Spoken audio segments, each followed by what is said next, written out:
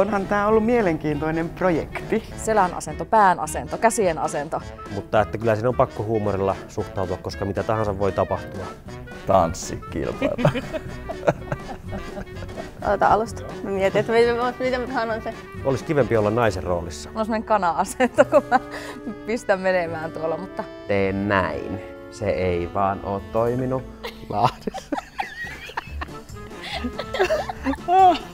Mä oon Lahdessa. Mun on helpompi seisoa jäykkänä. Mutta nyt se on semmoista töks, ei kun. Mitä tuli sitten? Mä arvan, että se käy. Mutta parhaimmillaan me tanssitaan aika hyvin. Huonoimmillaan huonosti.